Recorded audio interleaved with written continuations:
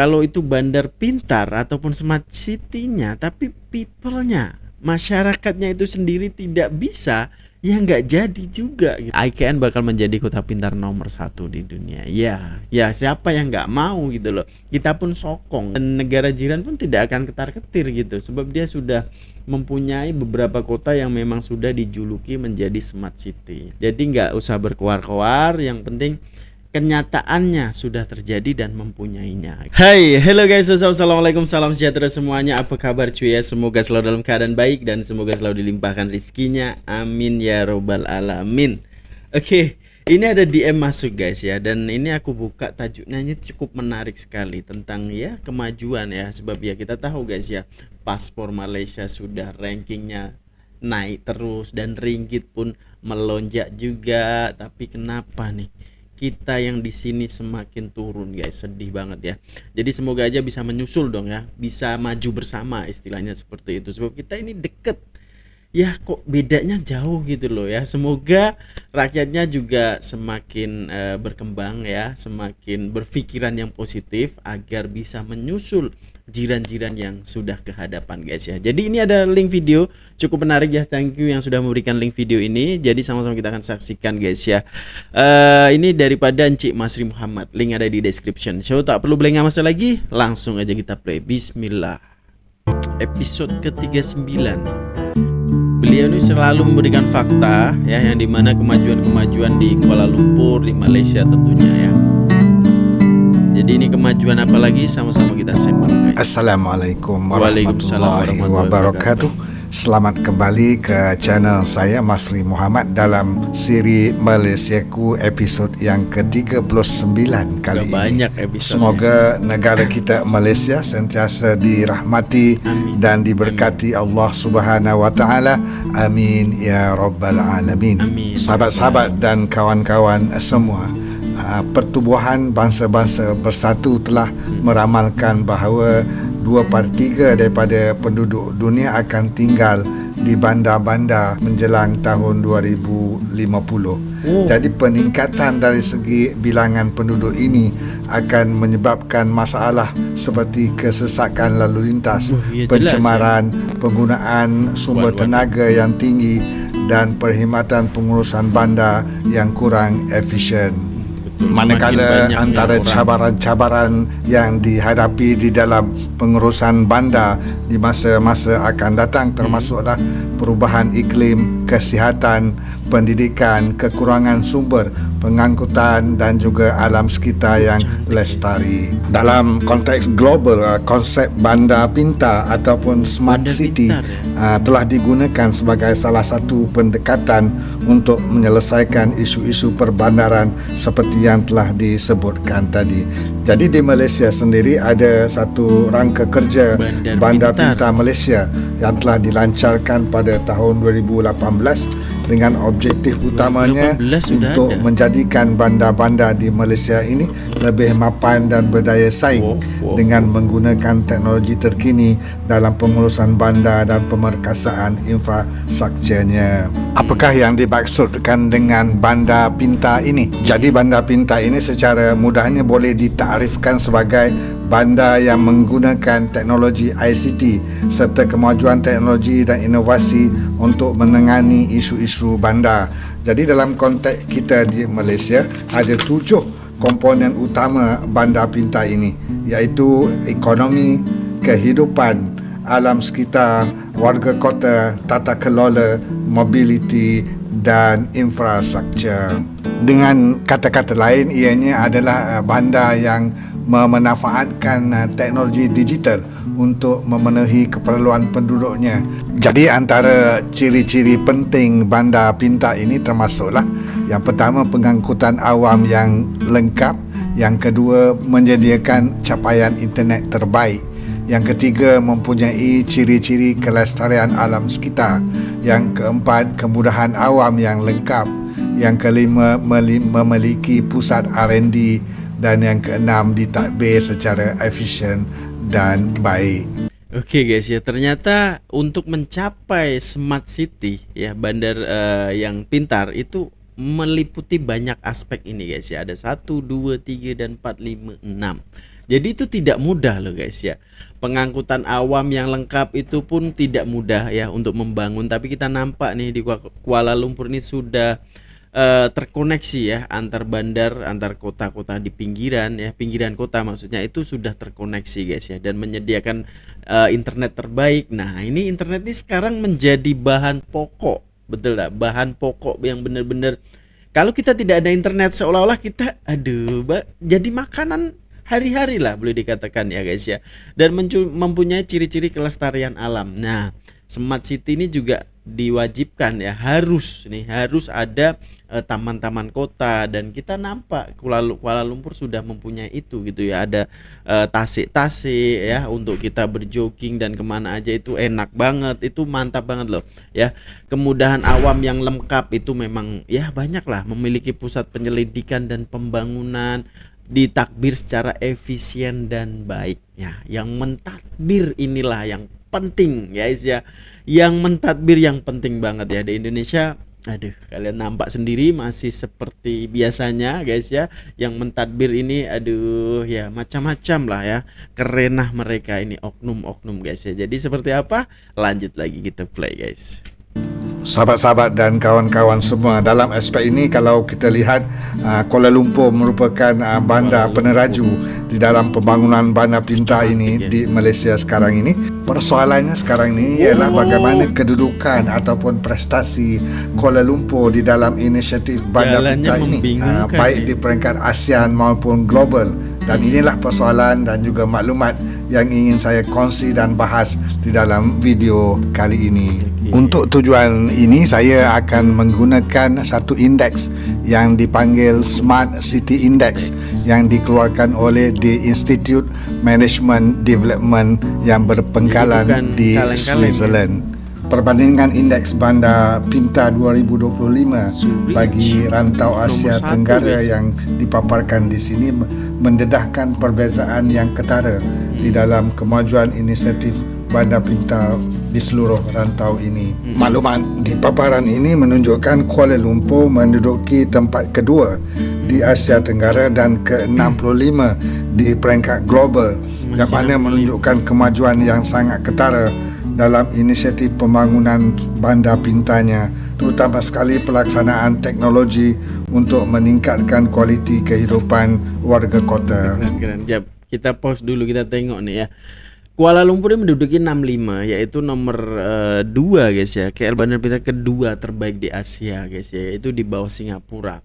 Dan kita nampak Jakarta 103, Medan 113, dan Makassar 114 ya. Jadi masih cukup jauh juga lah guys ya. Tapi Singapura memang ya dia boleh dikatakan di situ kan banyaknya tumpuannya ya, orang-orang berbisnis itu di situ gitu loh. Jadi mungkin internetnya udah bukan 5G lagi, betul tak guys ya.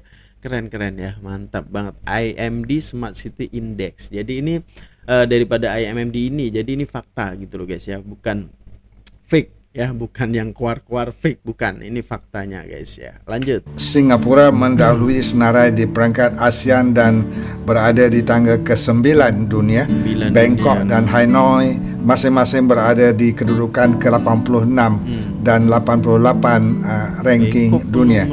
Ibu kota Indonesia pula, Jakarta, berada di kedudukan ke-103 dan manakala Manila pula di tangga ke-125 dunia, menunjukkan masih terdapat ruang yang besar untuk pertumbuhan dalam inisiatif bandar pintarnya.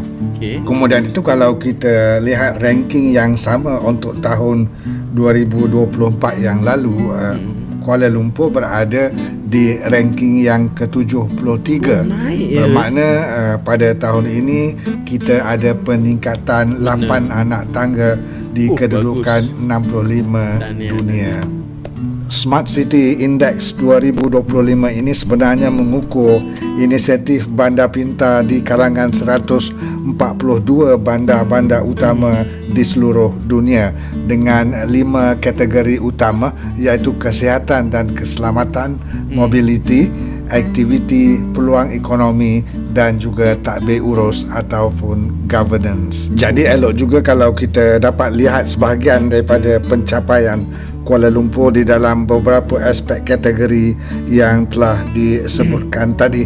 Hanya kita lihat public transport ataupun pengangkutan awam.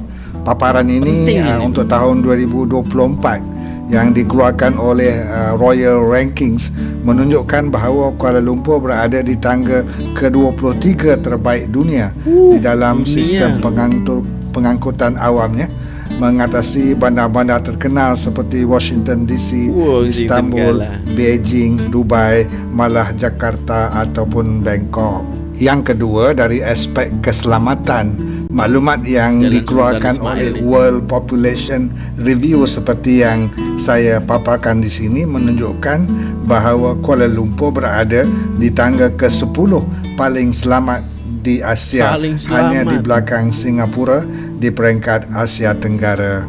Yang ketiganya, dari segi kualiti udara ataupun dari segi kebersihan udara yang diukur menggunakan pollution index yang dikeluarkan oleh agensi Nambio dalam tahun 2024 yang lalu dengan skor 65.4, Kuala Lumpur berada di tangga yang ketiga sebagai bandar yang kualiti udaranya paling baik di rantau Asia Tenggara.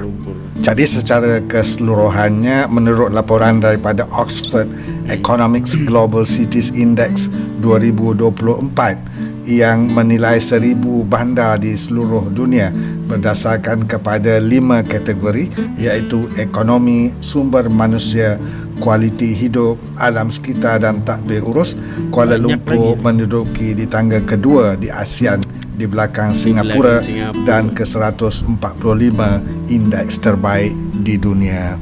Tahniah.